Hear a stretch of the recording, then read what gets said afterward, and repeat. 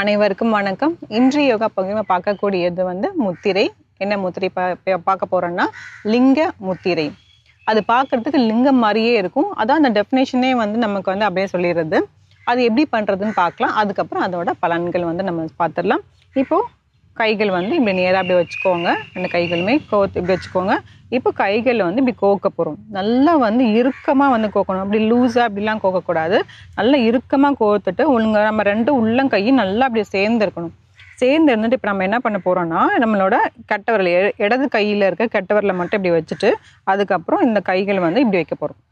இந்த ஆள்காட்டி விரலையும் வலது கையில் இருக்க இந்த கட்டவரல் நுனியும் இப்படி வைக்க போகிறோம். உங்களுக்கு தெரியறதுக்காக நம்ம இந்த சைடில் காமிக்கிறேன். இப்படி வச்சிடணும். இது பார்த்தோம்னா உங்களுக்கே தெரிஞ்சிடும். அதாவது நம்மளோட இது லிங்கம் மாதிரி இருக்கும். இது இந்த ஆவுடையார் சொல்கிறோம் இல்லையா, நம்மளோட சிவன் எப்படி இருப்பாங்க, இப்படி வந்துட்டு அதுக்கப்புறம் இப்படி கீழே இப்படி வரும் இல்லையா, அது மாதிரியே இருக்கும். அதனால தான் இந்த பேர் நமக்கு வந்திருக்கு. இது இடது கையில் இடது வர இப்படி தூக்கிட்டு இப்படி இப்படி நீட்டி இப்படி வைக்க போகிறோம். வச்சுட்டு இது வயிற்று பகுதிக்கிட்ட நம்ம இப்படி வைக்க போகிறோம். ரெண்டு கைகள் நல்லா டைட்டாக கோர்த்து இருக்கணும். இந்த ரெண்டு பிரிஸ்ட்டும் இந்த வரைக்கும் நல்லா அப்படியே சேர்ந்துருக்கணும். சேர்ந்துட்டு வைக்கணும். இது மேல் நோக்கி தான் இருக்கணும். இப்படி கீழ் நோக்கியோ இல்லை அந்த சைட்லேயோ அந்த மாதிரி எதுவும் வைக்கக்கூடாது. அது பார்த்துக்கோங்க. வயிற்று பகுதியில் இப்படி வைக்கலாம். நீங்கள் உட்காரது எந்த ஆசனம் வேணாலும் நீங்கள் உட்காந்துக்கலாம். நான் இப்போ பத்மாசனாவில் உட்காந்துருக்கேன். முதுகு தண்டை நேராக வச்சுக்கோங்க. கண்களை மூடிக்கலாம். எல்லா முத்திரைகளும் செய்யும் போது கண்களை மூடிட்டு நம்ம செஞ்சோன்னா கொஞ்சம் நல்லாவே ஃபீல் கிடைக்கும். நீங்கள் கண்ணை மூடணும்னு அவசியம் இல்லை, மூடினா நல்லாயிருக்கும். இதில் இருக்கலாம் சில வினாடிகள்.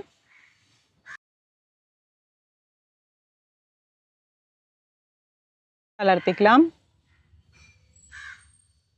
இப்போது இதுலேயே ரெண்டு விதம் இருக்குது. அது எப்படின்னு பார்த்தீங்கன்னா, பெண்களுக்கு இடது கட்டவரில் நம்ம நீட்டுரும், ஆண்களுக்கு வலது கட்டவரில் நீட்டணும். இப்போ ஏன் அந்த மாதிரி சொல்கிறோம்னா, நம்ம உடல்லே பார்த்தீங்கன்னா ஒரு பாதி இது நம்ம இடது பக்கம் பார்த்தீங்கன்னா பெண்களுக்கு உரியது, வலது பக்கம் பார்த்தீங்கன்னா அவங்க ஆண்களுக்கு உரியது. ஃபெமைன் அண்ட் மாஸ்குலின் அப்படின்னு சொல்லிட்டு சொல்லுவாங்க. இப்போ சிவந்திலையும் பார்த்தீங்கன்னா அர்த்தநாதீஸ்வர் பார்த்துருப்பீங்கன்னா இடது பக்கத்தில் சக்தி இருப்பாங்க. அந்த கான்செப்ட் தான் இது. இதுமாரி நிறைய முத்திரைகள் இருக்குது. இடது கையில் வச்சு பண்ணோம்னா அது பெண்களுக்கு பண்ணுறது, ஆண்கள் பண்ணுறது வலது கையில் பண்ணுறது. இப்போ இதே இந்த லிங்க முத்திராவே ஆண்களாக இருந்தால் அவங்க எப்படி பண்ணணும் அப்படிங்கிறத சொல்லிடுறேன். அதே கான்செப்டை தான் கைகள் எப்படி வச்சுக்கோங்க. கைகள் நல்லா டைட்டாக கோத்துக்கோங்க. இப்போ வலது கட்டு வரல நீட்டணும். ஆண்களுக்கு வலது கட்டு வரலன்னு சொல்லியிருக்கோம். வச்சுட்டு இப்போ இது ரெண்டுத்தையும் இப்படி சேர்க்கணும். இடது கையோட கட்டு வரலையும் ஆள்கட்டு வரலையும் இப்படி சேர்த்துட்டு இது நடுவில் இப்படி வைக்கணும். எல்லாம் நீட்டி வச்சுட்டு இப்படி வைக்க போகிறோம். இதில் சில வினாடிகள்.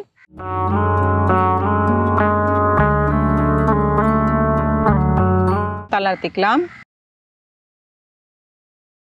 கைகளை ரிலாக்ஸ் பண்ணிடுங்க. ஆழ்ந்த மூச்சு உள்ளே இழுத்து வெளியே விடலாம். இப்போ இந்த லிங்க முத்திரை செய்யறதுனால என்ன பலன் அப்படின்னு சொல்லி பார்த்தோம்னா, இப்போ கட்டவரில் மட்டும் நம்ம மேலே எப்படி நீட்டி வச்சிருக்கோம். இதில் பார்த்தீங்கன்னா உங்களுக்கு ஏற்கனவே தெரியும், 50 நம்ம நிறைய வாட்டி நம்ம சொல்லியிருக்கோம். இருந்தாலும் மறுபடியும் சொல்கிறேன். இது அக்னி, அதாவது ஃபயர். இது காற்று, இது ஆகாயம், இது நிலம், இது நீர் இருக்கு இல்லையா. இப்போ அது இந்த நெருப்பு பகுதியை மட்டும் நம்ம ஆக்டிவேட் பண்ணுறோம். நிறைய அதை தூண்டுறோம்.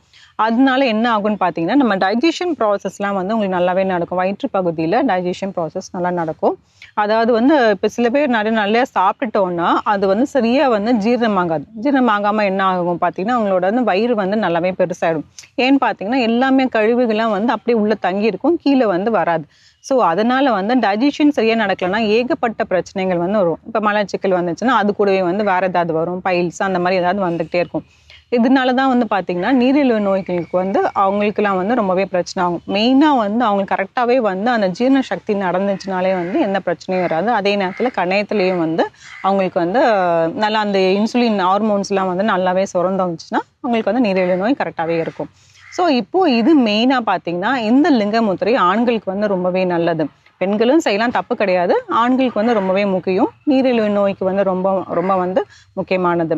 அதுக்கப்புறம் பார்த்தீங்கன்னா இந்த முத்திரை தான் அந்த கோவிட் டைமில் பார்த்தீங்கன்னா அவங்களுக்கு ரொம்பவே இந்த வைரஸ் அதிகமாக அட்டாக் ஆகிருக்கு இல்லையா, அந்த நேரத்தில் இந்த லிங்க முத்திரை ரொம்பவே உபயோகமாக இருந்துச்சு. இல்லை வெளிநாட்டில் இருந்தும் சரி, நம்ம இதில் இந்தியாவிலும் சரி, எல்லாருமே இந்த ஆராய்ச்சி பண்ணியிருக்காங்க. லிங்க முத்திரை நல்லாவே கோவிட் பேஷண்ட்ஸ்க்கு வந்துச்சு அப்படின்னு சொல்லியிருக்காங்க. ஏன் அப்படின்னு பார்த்தீங்கன்னா, இந்த ஃபயர் எலிமெண்ட்டை அதிகப்படுத்தும் போது அந்த வைரஸ் எல்லாமே அட்டாக் பண்ணி அழிச்சிருது.